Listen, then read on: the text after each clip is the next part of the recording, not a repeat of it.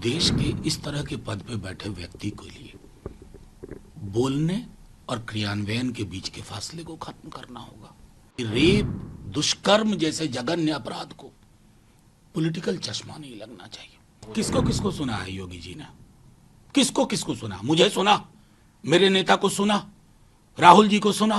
कान में रुई, आंख पे मोटा चश्मा लगा करके मत देखिए योगी जी। हमको लग रहा आप विपक्ष को नहीं घेर रहे हैं, अब अपनी सरकार को घेर रहे हैं। जो प्रधानमंत्री का बयान है उसको कोलकाता में हुई घटना से भी जोड़ा जा रहा है, क्या कहना है आपका? देखिए, प्रधानमंत्री जी ने जो कहा, मुझे बता दीजिए देश में कोई भी एक आदमी उनसे अलग राय रखता हो, कोई भी एक आदमी। लेकिन क्या है ना कि देश के इस तरह के पद पे बैठे व्यक्ति के लिए बोलने और क्रियान्वयन के बीच के फासले को खत्म करना होगा। मणिपुर के विजुअल्स क्या प्रधानमंत्री जी ने नहीं देखे होंगे? क्या उनकी आंखों से नहीं गुजरा होगा? क्या हाथरस में क्या हुआ? क्या उनके स्वयं के गृह राज्य में बिल्किस के रेपिस्ट को माला जब पहनाई गई हो तो प्रधानमंत्री जी को पीड़ा नहीं हुई? मेरे ये सवाल इसलिए नहीं है कि मैं प्रधानमंत्री जी की आलोचना कर रहा हूं, मैं ये बता रहा हूं कि रेप, दुष्कर्म जैसे जघन्य अपराध को पॉलिटिकल चश्मा नहीं लगना चाहिए। चाहे कलकत्ता हो या हाथरस हो या बिल्किस हो या फिर मणिपुर हो।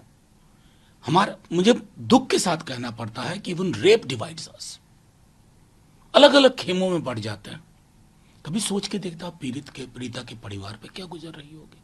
तो प्रधानमंत्री जी, हम आपके इस बयान के साथ हैं, लेकिन ये बयान जमीन पे उतरना चाहिए और देश के हर हिस्से में इस बयान की लहर वही होनी चाहिए। यही आग्रह है कि विपक्षी दल के कई नेता बांग्लादेश पर टिप्पणी करने से सिर्फ इसलिए बच रहे हैं, वो इसलिए चुप है कि उन्हें डर है कि कहीं उनका मुस्लिम वोट बैंक सिंक ना हो। किसको किसको सुना है योगी जी ने?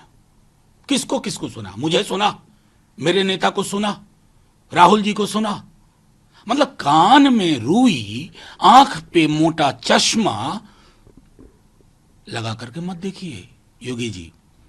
और सबसे बड़ी बात है ना, हमको लग रहा आप विपक्ष को नहीं घेर रहे हैं, अब अपनी सरकार को घेर रहे हैं।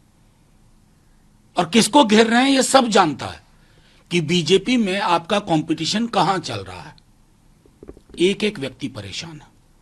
बंगाल से ममता जी ने तुरंत कहा, हमारे नेता ने कहा। और एक बात और जानिए योगी जी, दक्षिण एशिया का एक चरित्र है और ये मैं बार बार कहता हूं, हम तीनों एक ही देश थे। एक देश में माइनॉरिटीज के प्रोटेक्शन के लिए जो निजाम, जो मिजाज हम एस्टैब्लिश करेंगे, वो दूसरे लोगों को मानने पे मजबूर होना पड़ेगा। और हां, बुलडोजर का बेजा इस्तेमाल न्याय के पर्यायवाची के रूप में जो व्यक्ति करे, उसे ये सब बोलने का तो कोई हक ही नहीं है।